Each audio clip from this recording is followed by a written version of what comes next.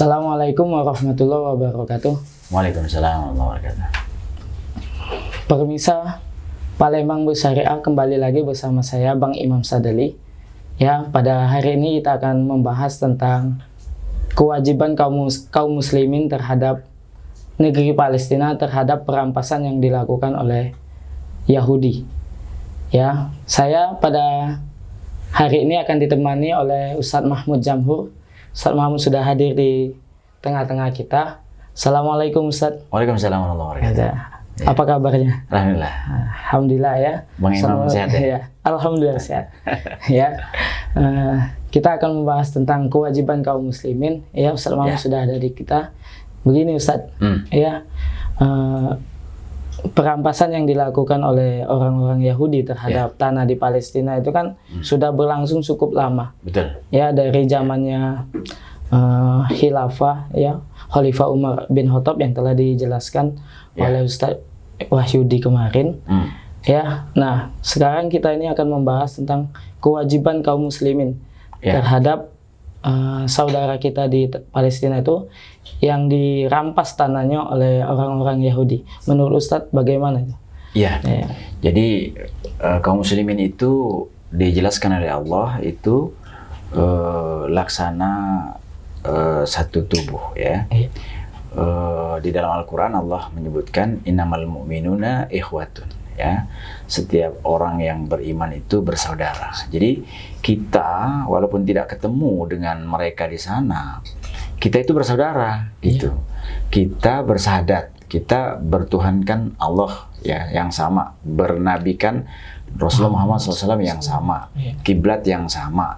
Maka kita ini bersaudara, ya. Bahkan penggunaan kata ikhwah itu sebenarnya adalah kata yang digunakan untuk orang yang bersaudara karena nasab, ya, persaudaraan karena dari nasab yang sama, orang tua yang sama, bapak yang sama, ibu yang sama. Tapi untuk orang yang mengucapkan syahadat itu Allah menggunakan kalimat yang harusnya digunakan untuk orang yang bersaudara karena nasab. Apa maksudnya? Berarti ini betapa sangat penting persaudaraan itu, betapa sangat erat persaudaraan itu, ya. Dan itu persaudaraan layaknya dijelaskan oleh Rasulullah dalam hadis kal jasadil wahid, seperti satu jasad, seperti satu tubuh. Nah, maka kalau saudara muslim kita di bumi Palestina disakiti, maka kita juga harus merasakan sakit itu. Ya, misalnya tubuh kita katakanlah tertusuk duri di jari ini, maka mulut kita mengadu, ya kan? Badan kita juga segera refleks, gitu kan, untuk menarik tangan ini. Bahkan kalau ini belum sembuh, badan kita yang lain ikut merasakan demam. Begitulah layaknya tubuh yang sehat. Nah, hari ini memang kita prihatin karena kaum muslimin ini tidak seperti satu tubuh yang sehat. Jadi ketika muslim kita di Palestina itu disakiti, nah ini terjadi reaksi yang tidak normal, ya. Yang seharusnya kita itu bereaksi penuh, ya, menghindari rasa sakit itu, tapi malah kita mati rasa, ya. Kita yang dimaksud itu para penguasa. Jadi kalau rakyat insya Allah ada rasanya, ada keprihatinan, ada demonstrasi, ada mengirimkan bantuan makanan, obat-obatan, dan segala macam. Nah, tapi reaksi tidak normal itu justru terjadi pada pemimpin-pemimpin kaum muslimin. Jadi apa namanya itu, pemimpin-pemimpin kaum muslimin, negeri kaum muslimin itu kan yang tidak mempunyai sikap yang jelas, ya, terhadap Yahudi, ya. Ya, apakah akan memberikan bantuan tentara atau bagaimana itu, dan apa saja semestinya kewajiban pemimpin itu, Ustaz, untuk menyelesaikan ataupun memberikan solusi untuk tanah Palestina ini. Iya, pemimpin itu dijelaskan oleh Nabi dalam hadis innamal imamu junnah, ya. Sungguhnya pemimpin itu imam, nah ini Bang Imam, ya. Amir atau khalifah itu adalah junnah, ya, yuqatalu mi waraihi. Mereka berperang di balik perisai, di balik pelindung itu. Wa yuttaqobih, dan mereka terhindar dari bahaya dengan adanya perisai tadi. Nah, tapi sekarang ya para pemimpin itu tidak memfungsikan diri sebagai junnah, tidak memfungsikan diri sebagai pelindung, juga tidak bersama-sama menghadapi bahaya. Nah, ini problemnya apa kan gitu ya. Nah, ini sebenarnya kalau kita runut ke belakang ya. Jadi sebenarnya pembentukan negeri-negeri Muslim di Timur Tengah itu tidak lepas dari rekayasa Inggris. Waktu itu memang Inggris menjadi adidaya ya. Nah, Inggris lah yang dalam perjanjian Sykes-Picot ya, itu tahun 1916 itu Inggris dan Prancis membagi ya bekas negeri-negeri Muslim bekas bukan dalam kutip, maksudnya bukan bekas lah ya, negeri-negeri Muslim yang tadinya berada di bawah kekuasaan Ottoman atau Khilafah Utsmani. Nah, Palestina itu ya, itu adalah daerah yang netral, disebutnya Old City, kota tua, yang itu berada di bawah pengawasan PBB. Nah, itu dalam perjanjian antara Inggris dengan Prancis itu, karena memang Utsmani waktu itu pihak yang kalah dalam Perang Dunia Pertama ya, gitu. Nah, tapi tahun 1917 ya. Jadi 1916 kan perjanjian Inggris dengan Prancis. Tapi tahun 1917 secara sepihak Inggris itu menyerahkan tanah Palestina itu kepada Yahudi laknatullah. Gitu. Saya menyebutnya laknatullah ya, laknatullah alaihim, karena Allah melaknat Yahudi itu, melaknat menjadi babi, dilaknat mereka itu jadi kera, dilaknat jadi tikus. Karena memang itu bangsa yang sangat jahat. Jadi itu mungkin kejahatannya itu hanya disaingi oleh bangsa yang sekarang sedang dikurung oleh Allah di tembok besi ya, yang disebut Ya'juj dan Ma'juj itu. Nah, kejahatan Yahudi itu memang luar biasa. Mereka itu melakukan kerusakan. Di mana mereka berada, itu mereka melakukan kerusakan. Di Eropa mereka melakukan kerusakan. Di Jerman mereka melakukan kerusakan. Kenapa kemudian Eropa, dalam hal ini Jerman lebih terutama, itu mengusir mereka, membunuhi mereka, menghabisi dengan disisakan sedikit. Karena memang itu bangsa yang sangat rusak dan merusak. Dan jangankan orang lain ya, nabi mereka sendiri saja dibunuh, ya kan? Nabi Yahya ya, Nabi Ilyasa, Nabi Musa saja mereka bantah, Nabi Isa saja mereka kejar-kejar untuk dibunuh. Padahal itu kan nabi yang diturunkan untuk mereka. Makanya kan kalau di dalam hadis itu Nabi menyebutkan kanat banu Israila tasusuhumul anbiya. Sesungguhnya Bani Israel itu, mereka itu senantiasa atau sering dipimpin oleh para nabi. Kullama halakan nabi khalafahun nabi. Satu nabi wafat, digantikan nabi yang lain. Nah, terus begitu kata Rasulullah ya. Artinya memang dulu Allah itu memuliakan Bani Israel itu dengan diutusnya banyak nabi. Tapi dimuliakan seperti itu, mereka malah tidak taat kepada Allah. Malah mereka itu membuat kerusakan. Malah mereka membuat kerusakan. Nah, maka Allah menurunkan perintah menghadapi Yahudi ini tidak boleh dengan lemah lembut, tapi harus dengan tegas, dan Rasulullah mencontohkan semua Yahudi di Madinah itu diusir ya, dibunuh karena mereka memang sangat jahat. Nah, jadi harusnya yang dilakukan oleh para pemimpin itu meniru Rasulullah. Iya, pemimpin sekarang. Pemimpin kaum muslimin yang di Timur Tengah, entah itu Saudi, ya Qatar, Emirat, Bahrain, Yaman, Oman, ya Mesir, Irak, ya, Turki, Suriah, Lebanon, Yordan, harusnya begitu. Nah, tapi kan ternyata kondisinya sebaliknya kan gitu ya, seperti itu. Nah, kembali ke persoalan sejarah tadi. Jadi sebenarnya hak untuk menghuni bumi Palestina itu hanya hak kaum muslimin, tidak boleh untuk Yahudi.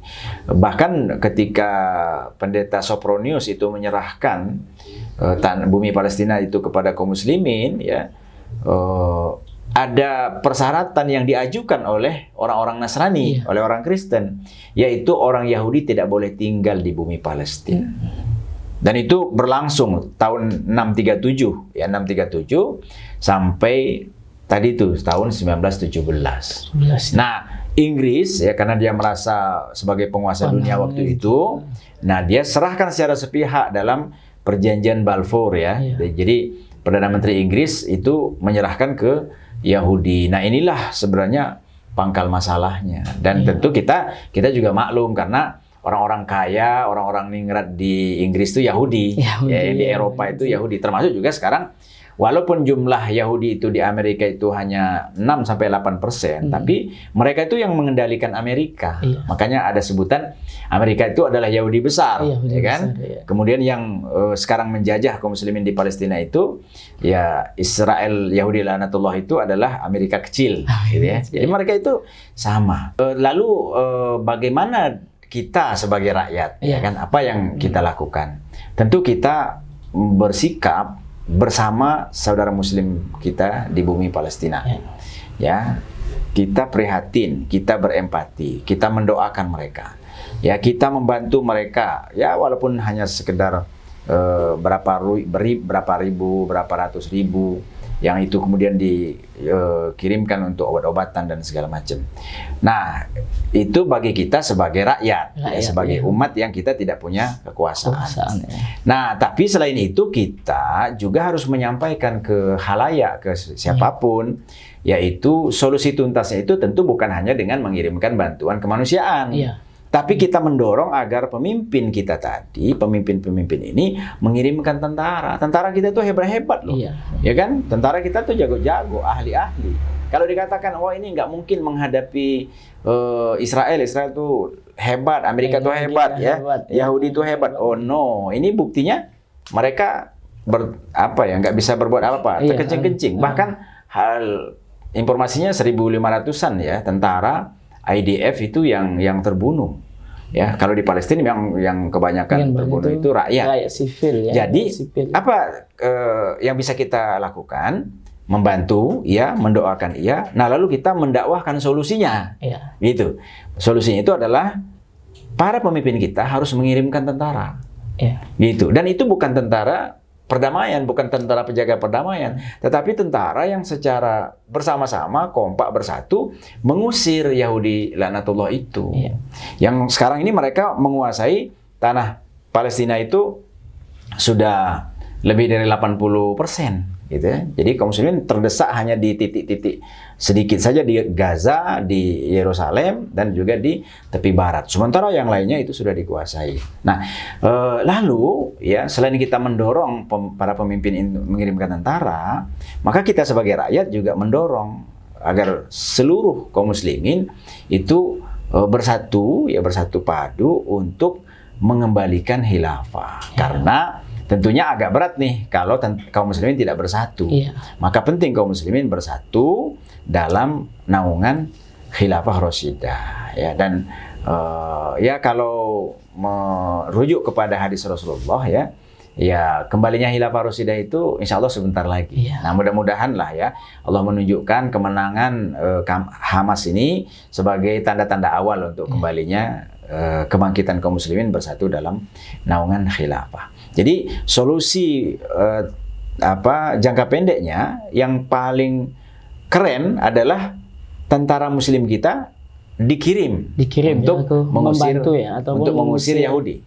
Mengusir Yahudi itu. Nah, tentu siapa yang punya wewenang ya tentu tadi para pemimpin kita ya gitu.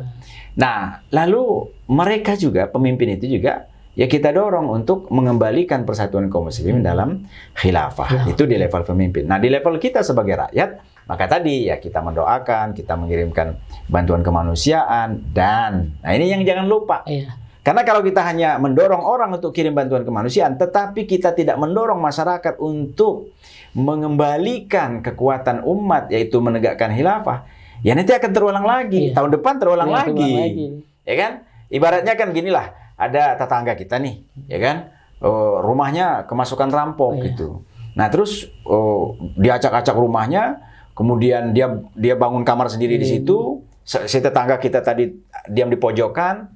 Nah terus si perampok ini mukulin gitu, sampai pingsan. Setelah siuman, setelah bangun, nah, terus kita obatin, luka-lukanya diobatin. Tapi rampoknya nggak diapa-apain, nggak diusir gitu kan.